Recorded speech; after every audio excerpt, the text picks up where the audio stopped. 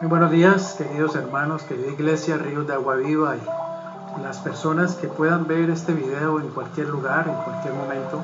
Bendiciones para todos ustedes. La semana pasada vi una noticia que publicó el periódico El País, de aquí de la ciudad de Cali, una noticia acerca de que en el barrio San Bosco muchas personas comenzaron a colocar trapos rojos en las ventanas, trapos rojos. Y resulta que eso ha estado pasando también en Medellín, en Barranquilla, en Bogotá, en varias capitales, ciudades del país. Las personas colocan trapos rojos. Y esos trapos rojos lo que están indicando es auxilio. O sea, necesitamos ayuda, necesitamos comida. Básicamente la gente está pidiendo comida o medicinas o algún tipo de ayuda psicológica, etc. Y eso me hizo pensar pues en algo que está en la palabra de Dios, pero antes quiero decirte que por allí pasó en algún momento el señor Argemiro Cortés, que es el secretario de Desarrollo Económico de Cali. Y él dice que vio esto y se enteró de la situación y entonces que iba a lanzar un decreto, no sé, me imagino que ya lo habrá lanzado, no estoy enterado de eso, un decreto para crear una serie de comisiones de seguridad alimentaria en las 22 comunas de la ciudad. Y esto me pareció realmente muy bueno. Y ojalá esté pasando, que las personas que colocan ese trapito rojo en la ventana reciban alimento, reciban ayuda.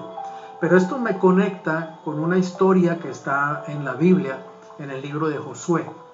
Y es que cuando los israelitas iban a tomar la ciudad de Jericó, Josué envió a dos espías para que obviamente entraran en la ciudad encubiertamente y miraran todas las cosas y pudieran hacer una mejor estrategia para entrar a la ciudad. Y estos hombres fueron descubiertos por algunos guardias de la ciudad, etcétera, y llegaron a esconderse en la casa de una ramera, que la Biblia nos da su nombre, Rahab, y ella los escondió. Ella no permitió que llegaron ahí los guardias y todo esto de la ciudad y le preguntaron a ella si había visto a los hombres, etcétera, y ella dijo que habían oído, que habían estado allí, pero que habían salido por un camino y en realidad los tenía ocultos. O sea, realmente esta mujer prácticamente le salvó la vida a estos dos espías. Y en un momento en que ella habla con ellos, ya después de que los estaban siguiendo, persiguiendo, se fueron y ellos se sintieron seguros y pudieron salir, ella habla con ellos y les dice estas palabras que están en el libro de Josué, capítulo 2, versículos 12 y 13. Les ruego pues ahora que me juren por Jehová que como he hecho misericordia con ustedes, así la harán ustedes con la casa de mi padre. Oigan esto, de lo cual me darán una señal segura, y que salvarán la vida a mi padre y a mi madre y a mis hermanos y a mis hermanas y a todo lo que es suyo, y que libren nuestras vidas de la muerte. Ella les pidió una señal segura, y la señal segura que ellos le dieron es que ella colocara un cordón color grana, color rojo, en la ventana de su casa que estaba en una parte de la muralla de la ciudad. Y ellos le dijeron, cuando nuestros ejércitos entren a tomar la ciudad y vayan a matar a todo el mundo, porque la orden era arrasar con todo, ellos le dijeron, cuando el ejército o nosotros o cualquiera vea esa cordón de grana, sabremos que eres tú y ahí debes estar tú reunida con toda tu familia y te prometemos que haremos misericordia como lo has pedido. Es decir, nadie tocará tu vida ni tocará la vida de ninguno de los que esté en esa casa donde esté esa señal segura.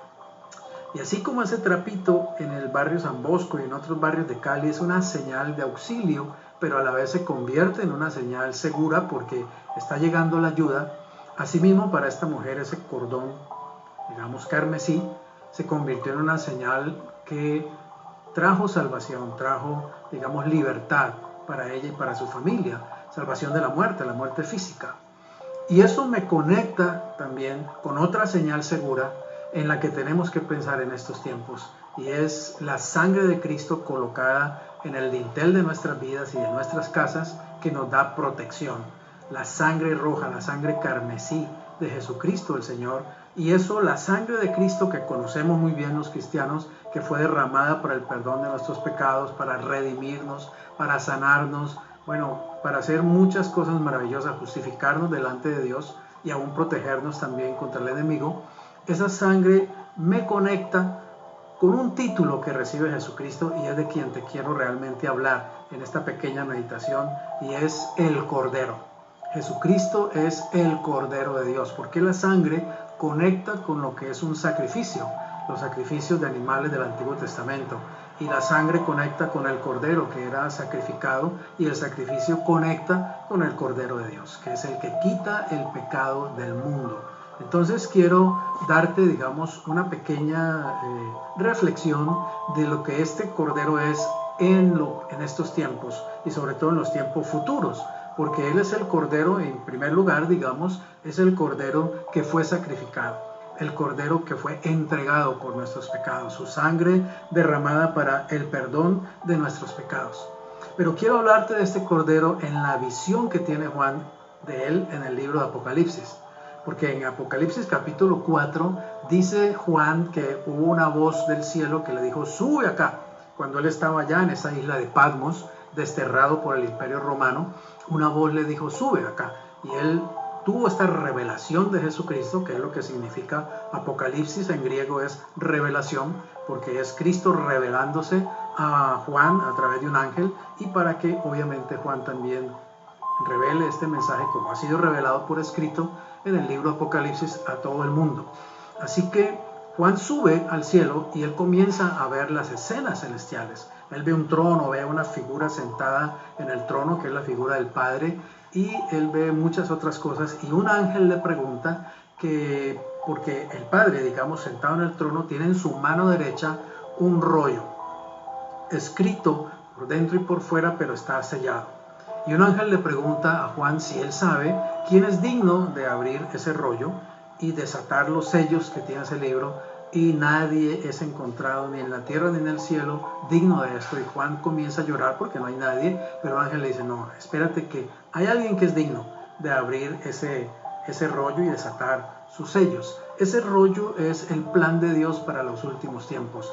Es el plan que Dios tiene escrito, todo lo que Él va a hacer en los últimos años, en la última semana de Daniel, o en los 7 años de gran tribulación, que todavía están en el futuro para nosotros.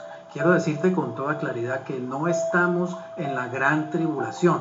Aunque el coronavirus nos tiene a todos encerrados y asustados, esta no es la gran tribulación todavía, porque la iglesia primero tiene que irse de las esferas terrenales, tiene que ser llevada al cielo en el arrebatamiento para que pueda entrar, digamos, la gran tribulación. Y esa gran tribulación va a comenzar cuando Cristo pueda abrir ese libro y empezar a desatar esos sellos, que son 7.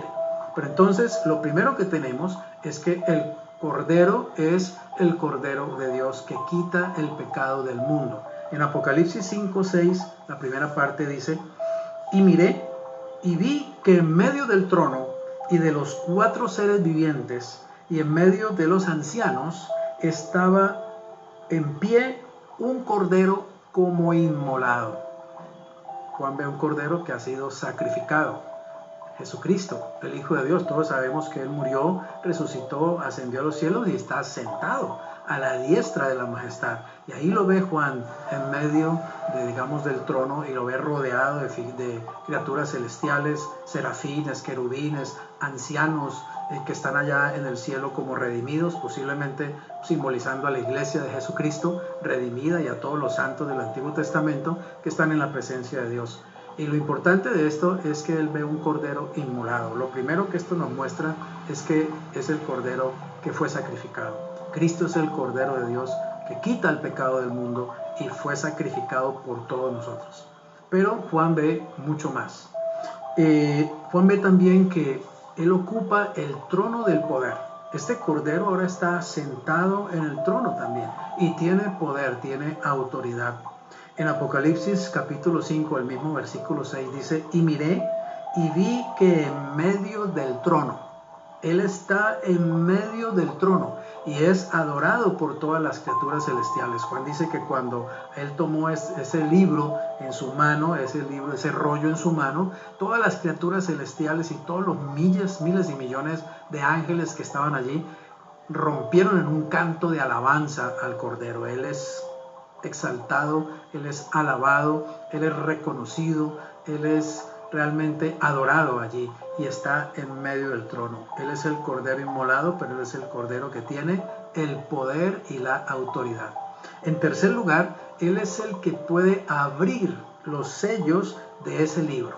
En primer lugar, Él toma el libro en su mano, dice el capítulo 5, versículo 7 de Apocalipsis, y vino y tomó el libro de la mano derecha del que estaba sentado en el trono. Es decir, el Padre le entrega al Cordero, al Hijo, le entrega ese libro. Y solamente Él tiene la autoridad para abrir esos sellos. Así que el Cordero tiene autoridad, una autoridad divina, evidentemente, para abrir los sellos del libro.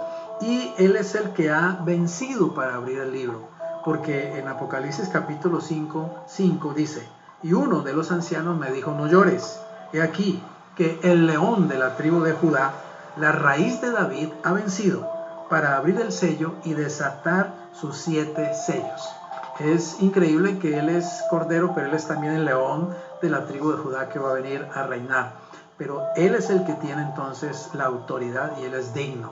Él se ganó esa autoridad para abrir ese sello precisamente por su obediencia a Dios y por su sacrificio perfecto.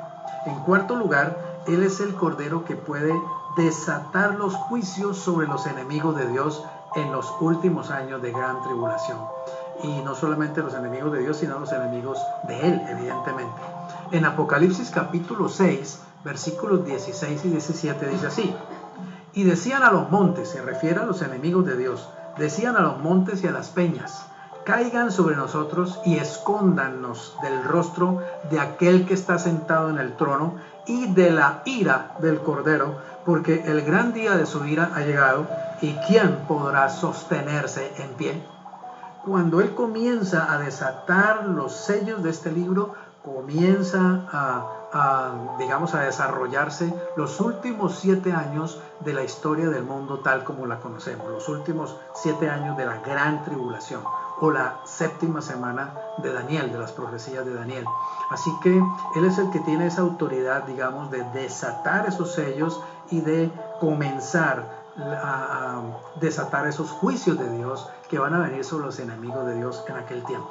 Y en quinto lugar, y por último punto, Él es el que vence, este Cordero maravilloso, es el que vence a Satanás y a sus secuaces, a sus sirvientes, el anticristo, el falso profeta y todos los ejércitos del mundo que han servido a Satanás durante esos últimos tiempos. En Apocalipsis 17, 13 y 14 dice así: estos tienen un mismo propósito, se refiere a los 10 reyes de que habla el libro de Apocalipsis, que representan el gobierno mundial, el último gobierno mundial, que ya estamos viendo obviamente los inicios y los movimientos de ese gobierno mundial. En ese tiempo de la gran tribulación ese gobierno estará en pleno ejercicio y habrá 10 cabezas o 10 reyes, 10 gobiernos, 10 reinos que van a tener mucha influencia. Y dice acerca de ellos, dice, estos tienen un mismo propósito y entregarán su poder y su autoridad a la bestia, o sea, al anticristo. Pelearán contra el Cordero, y escucha esto, y el Cordero los vencerá, porque Él es Señor de señores y Rey de reyes, y los que están con Él, o sea, tú y yo y los que estarán con Él durante la gran tribulación, son llamados y elegidos y fieles. He querido darte esta visión de lo que es el Cordero de Dios, ya no solamente el Cordero inmolado, sino el Cordero que está sentado en medio del trono, el Cordero que reina y el Cordero que va a desatar los juicios de Dios, la ira de Dios sobre este mundo en los tiempos finales, en los tiempos de la gran tribulación, un poco antes de que Cristo regrese por segunda vez. Quiero que tengas esta visión de este Cordero maravilloso, Jesucristo el Señor, que está glorificado y está sentado a la diestra de la majestad en los cielos. Está gobernando y está esperando que sus enemigos sean puestos por estrado de sus pies, porque pronto va a regresar. Cristo viene pronto, y quiero que esto sea una noticia que te llene el corazón de gozo, te llene el corazón de alegría, pero que también, digamos, llene tu corazón de reverencia, llene tu corazón de temor de Dios, y que te prepares en el Señor para su venida. que realmente prepares tu corazón y prepares tu alma, que busques más de Dios, que busques más de su palabra, que busques más de su presencia, de su espíritu y de la comunión con Él. Y mientras lo haces, que el Señor te guarde, que el Señor te dirija, que el Señor te bendiga, que el Señor esté contigo. Bendiciones.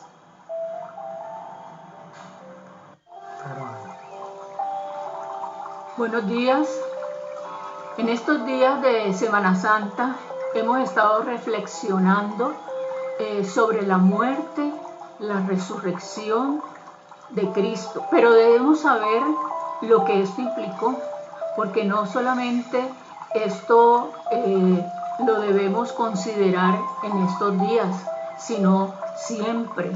Por eso quiero compartirles Primera de Pedro 1:18, que dice: sabiendo que fuisteis rescatados de vuestra vana manera de vivir, la cual recibiste de vuestros padres, no con cosas corruptibles, como oro o plata, sino con la sangre preciosa de Cristo, como de un cordero sin mancha y sin contaminación. Esta es la esencia del Evangelio, de que Cristo derramó su sangre allí en la cruz para perdonar nuestros pecados. Dice allí en el versículo 18, sabiendo, y nosotros tenemos que saber esto, que Cristo fue a la cruz y derramó su sangre para perdón de nuestros pecados. El pecado es un asunto muy serio ante Dios, porque tiene consecuencias eternas. No importa su educación, no importa su estrato social, no importa de dónde vengas. El pecado es muerte. El pecado tiene una consecuencia eterna. Y el pecado es desobediencia a Dios y a su palabra. Dios aborrece el pecado. ¿Por qué? Porque el pecado lo aparta de sus hijos. Nosotros, como hijos de Dios, sufrimos las consecuencias del pecado. De pronto al principio nos parece muy rico el pecar, pero luego ese pecado trae muerte, ese pecado trae destrucción a nuestro cuerpo, destrucción a nuestras familias, destrucción a la naturaleza. Y por eso a Dios le costó el redimirnos de ese pecado, y para ello envió a su Hijo Jesús, y Cristo tuvo que derramar su sangre. Cristo es el Cordero inmolado. Y esto me recuerda ese pasaje en Génesis capítulo 3, Génesis 3, versículo 21 dice: y Jehová Dios hizo al hombre y a su mujer túnicas de pieles y los vistió. Una vez que Adán y Eva pecaron, ellos fueron sacados del paraíso donde Dios los había colocado, y dice que Dios les puso piel. Ellos estaban desnudos y Dios le puso pieles. Para ponerle pieles tuvo que matar a un animal. Suponemos que fue un cordero, para colocarle esas pieles y vestirlo. El pecado trajo como consecuencia la muerte de este cordero. El pecado trae consecuencias también, derramamiento de sangre. En la palabra de Dios dice que sin derramamiento de sangre no hay remisión de pecado. Para que nuestros pecados fuesen perdonados, Cristo tuvo que ir a la cruz y derramar su sangre. Por lo tanto, no podemos tomar a la ligera el pecado en nuestras vidas. Tenemos que entender, tenemos que saber, como dice esta palabra de Dios en Primera de Pedro 1:18, tenemos que saber que Cristo entregó su vida, derramó su sangre, no cualquier sangre. Por eso allí dice claramente, dice: fuimos rescatados de vuestra vana manera de vivir. Dice: la cual recibiste de vuestros padres. Nosotros recibimos este pecado por nuestros padres, por los padres de nuestros padres y así hasta Adán. Recibimos ese pecado desde Adán. Dice, fuimos rescatados, dice, no con cosas corruptibles como oro o plata. Fíjense que el oro y la plata son los metales más preciosos y de más valor.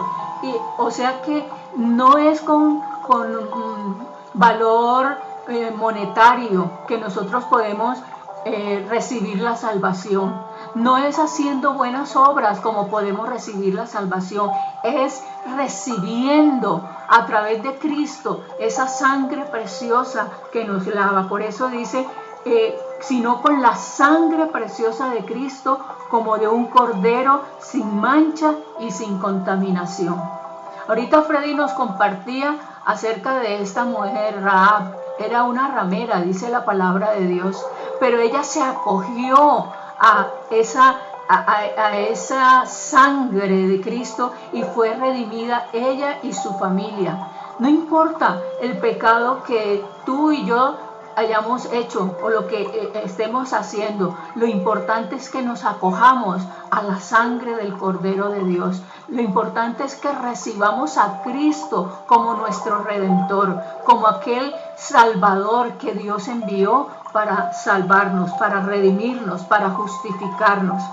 Así que la paga del pecado es muerte, por eso Cristo tuvo que morir allí en la cruz y por eso nosotros al pecar estamos muertos, estamos separados de Dios. Pero Dios quiso reconciliarnos al enviar a su Hijo Jesucristo. La pregunta es, ¿ya tú te reconciliaste con Dios? No solamente es decir, yo creo en Dios, es recibir a Cristo en tu corazón, es recibir la sangre del Cordero de Dios en tu vida. La sangre de Cristo es lo único que puede encargarse de nuestro pecado, pero para ello tenemos que arrepentirnos. Por eso en 1 de Juan 1:9 dice que si confesamos nuestros pecados, Él es fiel y justo para perdonarnos y limpiarnos de toda maldad. Dios es fiel, Dios es justo, Dios es bueno. A veces nos preguntamos, pero ¿y por qué tanta maldad? ¿Por qué mueren los niños de hambre? ¿Por qué tantas violaciones? ¿Por qué tantas guerras? No es por Dios, es por el pecado nuestro, el pecado de nosotros. Y ese pecado ha ido subiendo y por eso vemos las disciplinas de parte de Dios, para que nos volvamos a Él, para que nos arrepintamos. La palabra de Dios dice que si nos humillamos delante de Dios, Dios escucha nuestra oración y sana nuestro corazón, sana nuestra familia, sana nuestra tierra. En este tiempo pidámosle a Dios que sea Él sanando nuestra vida primeramente, arrepintiéndonos, confesando nuestros pecados y poniéndonos de acuerdo con Dios y también pidiéndole que sane nuestra tierra, que nos sane de esta pandemia que estamos viviendo. Pero la principal pandemia es el pecado y por eso tenemos que volvernos a Dios, tenemos que acogernos a esa sangre del Cordero de Dios. Tenemos que no solamente decir, Señor, cúbrenos con tu sangre para que no nos dé el virus, no, tenemos que pedirle al Señor que nos cubra con su sangre y perdone nuestros pecados, que nos limpie de toda maldad, de toda inmundicia, porque eso está ofendiendo primeramente a Dios y ofende a aquellos a quienes hemos agredido, aquellos esposos que agreden a sus esposas, aquellos padres que agreden a sus hijos, o aquella persona que agrede a su prójimo. Tenemos que pedirle perdón a Dios. Es un tiempo de arrepentimiento, es un tiempo de volvernos a Dios para realmente tener esa comunión con Dios. Cristo es el Cordero inmolado, el que derramó su sangre. No permitas que esa sangre quede anulada allí en la cruz. Recibe la sangre del Cordero de Dios, ese Cordero de Dios que ahora está sentado en el trono de gloria y que está esperando que tú y yo nos acojamos a esa sangre preciosa, a esa sangre que nos justifica delante de Dios, a esa sangre que nos lava, que nos purifica, que nos santifica, que nos reconcilia con Dios el Padre. Así que en esta hora yo te bendigo y declaro que esa sangre también es para ti. Si no has recibido a Cristo, pídele a Dios que te llene con su Espíritu Santo. Confiesa tus pecados, arrepiéntete en el nombre de Cristo Jesús y dile al Señor que tú le entregas tu vida. Pídele al Señor que tú recibes esa sangre preciosa, que te lave, que te limpie, que te justifique delante de Dios el Padre, y de esa manera puedas tener comunión con Dios, de esa manera puedas tener amistad con Dios y puedas disfrutar de la bendición eterna, de estar en la presencia de Dios. Que si un día vamos a morir, tarde o temprano vamos a morir, y que puedas estar en los lugares celestiales donde está Cristo Jesús, el gran Cordero de Dios, el gran eterno, el gran yo soy. Y si ya tú recibiste a Cristo, pues ponte de acuerdo con Dios. Revisa si hay pecado en tu corazón. Pídele a Dios que por el Espíritu Santo te santifique, que por el Espíritu Santo te lleve cada día a vivir de acuerdo a la palabra de Dios. La palabra de Dios no solamente es para tenerla allí en un escritorio o en un cajón. La palabra de Dios es para leerla y para vivirla. Eso es lo importante. Así que te motivo a que cada día revises tu corazón y le pidas al Señor que te santifique, que cada día tu vida sea agradable al Señor. Padre, gracias te doy por cada persona que ve este mensaje. Yo lo bendigo, Señor, y declaro que la sangre del Cordero de Dios nos limpia, nos santifica, nos purifica, nos redime. Gracias, amado Cordero de Dios, que quitas el pecado del mundo. Gracias, amado Espíritu Santo, porque eres tú el que nos revela, Señor, cada día qué cosas debemos confesar delante del Padre, delante del Hijo, para que seamos perdonados, Señor. Señor, hoy aplico esa sangre en mi vida, aplico esa sangre en mi familia, en mi casa, esa sangre que nos protege, que nos cuida, esa sangre, Señor, que nos lava. Te declaro, Señor, como que tú eres mi Dios, mi Señor, mi Salvador. Amén y amén.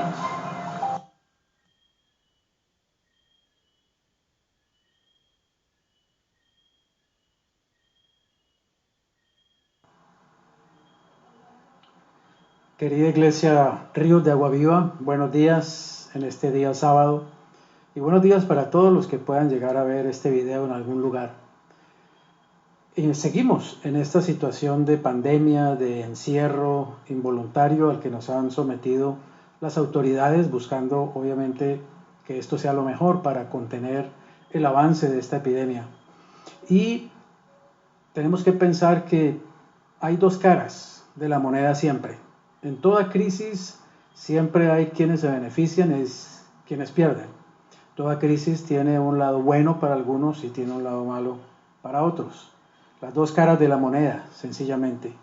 Así que muchos están realmente padeciendo los rigores de esta situación. Muchos han perdido familiares a quienes les extendemos nuestro sentido pésame. Muchos están enfermos, muchos están al borde de la muerte. Y la gran mayoría está sufriendo de miedo, de pánico. Hay un ambiente de temor en todo el mundo, en las calles, hay un ambiente de temor en noticieros, se respira ese ambiente de temor continuamente. Y creo que esto es lo peor de esta crisis, de esta epidemia. No es tanto el número de muertos, que es lamentable evidentemente, no es solamente el aspecto económico que se está viendo obviamente afectado, sino el miedo que está experimentando el mundo en este instante, el miedo que tienen muchas personas en su corazón pensando que va a llegar donde ellos la epidemia, que van a morir o que puede morir su padre, su madre, su abuelo, su hijo, su hija, su familiar, su ser querido. Y es normal que sintamos temor ante una situación como esta, mucho más cuando estamos siendo bombardeados continuamente por los medios de comunicación y por las redes sociales, etc. Pero es tiempo para que nosotros realmente examinemos nuestra actitud. Es un tiempo en realidad en que nuestra fe está siendo probada. Es un tiempo para hacer crecer nuestra fe.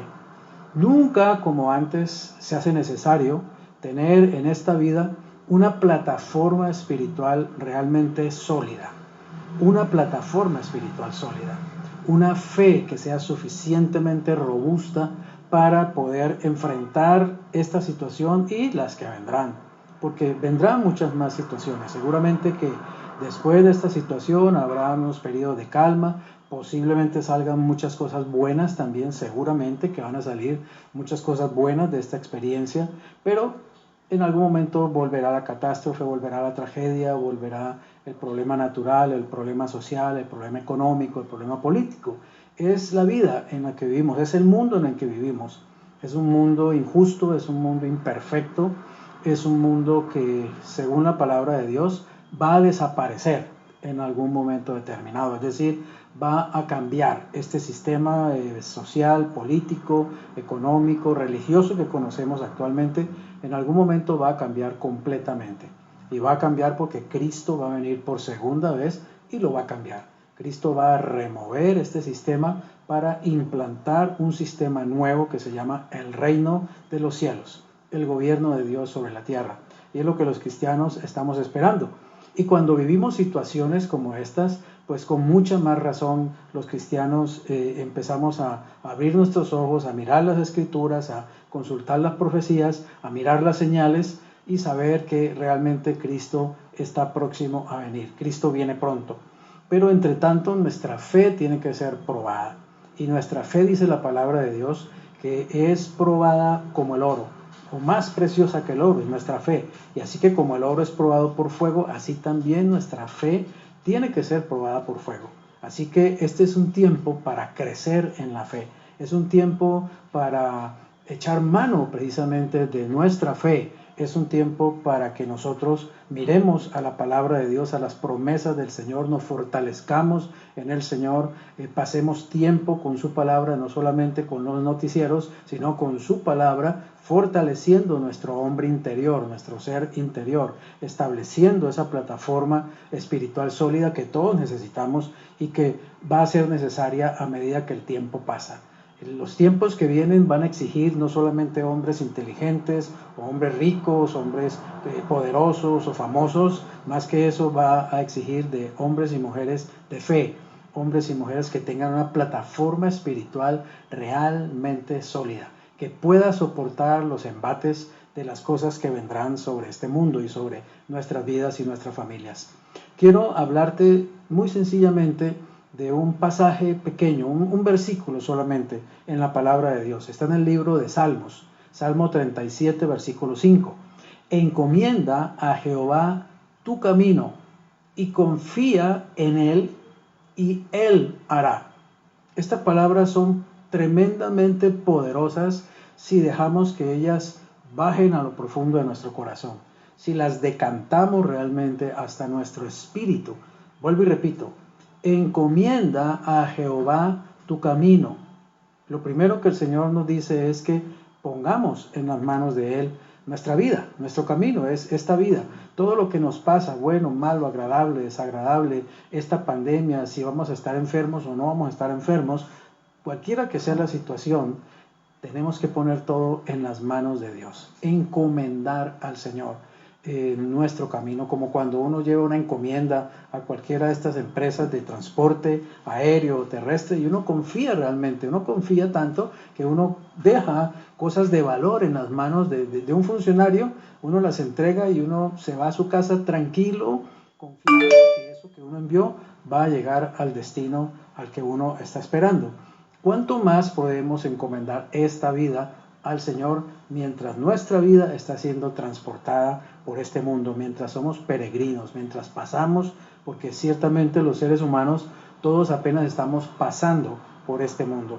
Para algunos puede que el viaje termine con esta pandemia y otros esperamos seguir aquí, esperamos continuar, pero al fin y al cabo algún día vamos a llegar al destino que tenemos que llegar. Lo importante es que lleguemos siendo transportados en las manos de Dios, porque sabemos que si estamos en las manos de Dios, llegaremos a buen puerto, llegaremos al cielo, a la eternidad, al paraíso. Y es lo que esperamos los creyentes en Jesucristo, y es lo que esperamos que cada día más personas también lo crean y cada día más personas acepten a Jesús en sus corazones, lo reciban en sus vidas y lo conozcan realmente, para poder decir: te encomiendo, Señor, mi vida, te encomiendo mi camino, te encomiendo mis problemas, te encomiendo mis temores, te encomiendo mis necesidades, te encomiendo mis alegrías. Y dice el pasaje: encomienda a Jehová tu camino y confía en Él. Confía en Él. Este es un tiempo realmente para evaluar si realmente nosotros estamos confiando en quien tenemos que confiar. Si estamos realmente confiando en Dios, en su palabra, en sus promesas, o estamos confiando en otras cosas.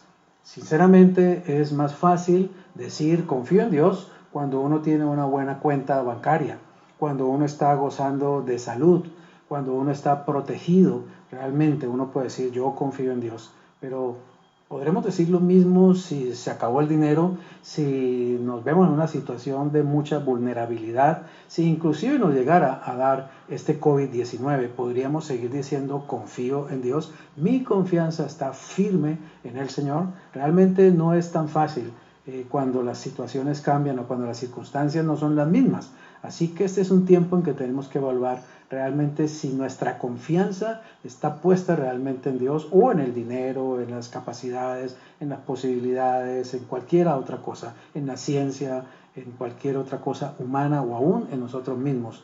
Así que es importante que evaluemos y que pensemos: necesito hacer crecer mi fe. Necesito fortalecer mi fe en Dios y en su palabra. Este es tiempo para hacer crecer nuestra fe y depositar nuestra fe en la persona correcta, Dios. La fe es como una flecha que hay que lanzarla, pero hay que lanzarla hacia un objetivo claro, específico. La fe no se puede lanzar al aire simplemente y decir, bueno, esperemos a ver qué va a pasar. La fe es confianza en Dios y en su palabra. Es certeza de lo que espero y es convicción de lo que no veo, porque estoy realmente descansando, confiando en Dios. Y dice algo espectacular finalmente este versículo, Salmo 37:5. Encomienda a Jehová tu camino, confía en Él y Él hará. Él hará. Nos ha colocado el Señor en una posición en este momento en que realmente tenemos que acudir a nuestra fe y acudir a esas palabras. Y aún decirle: Señor, haz lo que tengas que hacer, hazlo tú. Porque en muchos aspectos estamos ahora realmente imposibilitados, estamos debilitados, estamos confinados, estamos casi que atados de manos. La economía de muchas personas realmente está viniéndose al piso. Todo aquello en que de pronto estábamos confiados en unos ahorros, un capital, una empresa, un trabajo, todo esto se está viniendo al piso. Y es tiempo para decirle: Dios, yo nada puedo hacer, solo espero que tú lo hagas. Y creo sinceramente que tú lo haces. Y créeme que Dios lo hace. Encomienda a Jehová tu camino, confía en Él y Él hará. Qué tiempo maravilloso es este realmente. Es un desafío de fe esta situación que estamos viviendo. Es un momento para experimentar por dentro la Biblia, por dentro la palabra de Dios. Es un tiempo para poner a prueba realmente nuestra fe. Es un tiempo para realmente ver la gloria de Dios y ver a Dios actuar. Estoy seguro que Dios no está quieto y no se va a quedar quieto, y Él va a hacer cosas muy grandes en medio de esta situación. Él va a dejarnos ver su gloria. Pero acuérdate, ya te he dicho que si creyeres, verás la gloria de Dios. Querido hijo de Dios, querido hermano, querido amigo, persona que ves este video, que Dios te guarde, que Dios te bendiga y que ojalá veas la gloria de Dios en tu vida y en los tuyos en medio de esta situación. Que el Señor esté contigo. Bendiciones. Muy buenos días, Iglesia Ríos de Agua Viva. En estos días que estamos viviendo momentos difíciles de crisis, el Señor me llevaba a Daniel capítulo 3, donde Nabucodonosor hizo una estatua y decretó que todos la adoraran. Pero Mesac, Sadrac y Abednego no lo hicieron. Ellos eran siervos del Dios Altísimo y se negaron a adorar a la estatua. Y a causa de esto, los llevaron al horno de fuego. Miremos lo que dice el versículo 21 del capítulo 3 de Daniel. Dice: fueron pues bien atados con sogas y arrojados al horno con su ropa puesta. Y por estar el horno excesivamente caliente, las llamas del fuego mataron a los soldados al arrojarlos adentro. Así Sadrac, Mesac y Abednego cayeron atados en medio de las llamas. De pronto, asombrado, Nabucodonosor se levantó a toda prisa y preguntó a sus consejeros: ¿no arrojamos a 3 hombres al horno? Indudablemente, oh rey, le respondieron. Pero miren, gritó el rey Nabucodonosor, yo estoy viendo 4 hombres sueltos, paseándose en medio del fuego, y ni siquiera han sufrido daño de las llamas, y el cuarto se parece a un dios. Asimismo, nosotros estamos pasando por momentos difíciles, como quien dice, por el fuego, y nuestra fe está siendo probada. ¿En quién hemos creído? ¿Dónde está fundamentada nuestra fe en este momento? ¿Realmente estamos creyendo en la palabra de Dios? Estamos viviendo en estos tiempos una prueba de fe. Pero yo quiero decirte que así como estos hijos de Dios, estos siervos de Dios, estuvieron en ese horno de fuego, ellos no estaban solos. Y quiero decirte que nosotros, los hijos de Dios, no estamos solos. Dios está con nosotros en medio de esta prueba. Y su nombre va a ser glorificado de una manera especial, así como lo fue en este caso de estos jóvenes con Nabucodonosor. Dice en el versículo 28, entonces Nabucodonosor dijo: bendito sea el Dios de Sadrac, Mesac y Abednego, pues envió su ángel para librar a sus siervos que confiaron en él y desafiaron la orden del rey, y estaban dispuestos a morir antes que servir o adorar cualquier dios que no fuera el de ellos. Vemos cómo Dios respaldó a estos jóvenes, y asimismo Dios te respalda a ti cuando confiamos en Él, cuando dependemos de Él. En estos tiempos lo que Dios quiere es fortalecer nuestra fe. ¿Dónde está puesta nuestra fe? Si realmente estamos confiando en lo que hemos leído durante varios meses o varios años, realmente esa palabra está siendo una plataforma firme para que en este tiempo de prueba nuestra fe salga adelante, salgamos victoriosos. Dios quiere fortalecer nuestra fe por el Espíritu Santo. Así que yo te invito a que no desfallezcas. Fortalécete en la palabra de Dios. Si realmente tú crees en Dios y en su palabra, vas a salir victorioso. Así que yo te bendigo en el nombre del Padre, del Hijo, del Espíritu Santo. Y yo declaro la presencia de Dios en medio de esta prueba. Dios está contigo, no te olvides. Dios está en tu casa, Dios está en tu cuerpo, Dios está en tu familia, Dios está en tu nación. Yo bendigo a cada nación, bendigo a Colombia, bendigo a Venezuela, bendigo a España, a Francia, a Italia, a Estados Unidos, a toda Sudamérica, a Centroamérica. Yo la bendigo en el nombre de Dios y yo confío, Señor, que tu palabra se hace viva y eficaz en cada corazón, Señor. Y declaro, Señor, que tú suples todo lo que nos falta conforme a tu riqueza, Señor. Y Espíritu Santo, yo te pido que tú fortalezcas nuestra fe, que nuestra fe no se debilite, no caiga, Señor, que por medio de esta prueba salgamos victoriosos, Señor, y te doy gracias. Y si tú todavía no has invitado a Cristo a tu corazón, te invito. Este es el mejor tiempo para que recibas a Cristo. Él dice en su palabra en Apocalipsis 3:20, he aquí, yo estoy a la puerta y llamo, y si tú abres la puerta, yo entraré y cenaré contigo, dice el Señor. Así que te invito a que hagas conmigo esta oración recibiendo a Cristo en tu corazón. Dile: Señor Jesucristo, yo te necesito. Te abro las puertas de mi corazón y te recibo como mi Señor y mi Salvador. Gracias por perdonar mis pecados. Gracias, Señor Jesucristo, por ir a la cruz, por morir, por derramar tu sangre para lavar mis pecados. Hoy yo te recibo como mi Señor y mi Salvador personal. Te entrego mi vida, Señor. Te entrego, Señor, todo mi ser, mi espíritu, mi alma, mi cuerpo. Te lo rindo a ti en esta hora, Señor. Amén y amén. Dios te bendiga. Dios bendiga a cada persona que ve este video. Chao.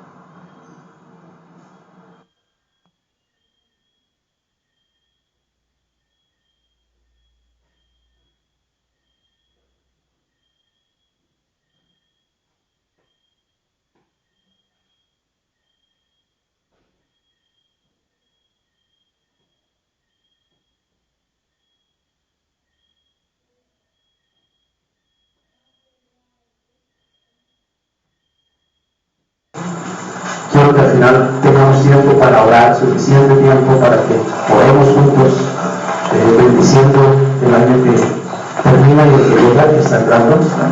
Así que he pensado simplemente en compartirle sobre tres consejos, podríamos llamarle también tres principios, o tres aspectos clave que es importante tener en cuenta, y que de una manera u otra todos lo hacemos terminando un año y comenzando un año. Algunos lo hacemos casi intuitivamente y otros pues de pronto más conscientemente, pero en cierta manera todos lo hacemos. Son tres consejos que tienen que ver con lo que podemos y debemos hacer terminando un año y comenzando un nuevo año. Así que son tres consejos para un fin de año. Le doy un saludo muy especial y muy cariñoso a todas las personas que nos escuchan y nos ven por nuestro canal de YouTube.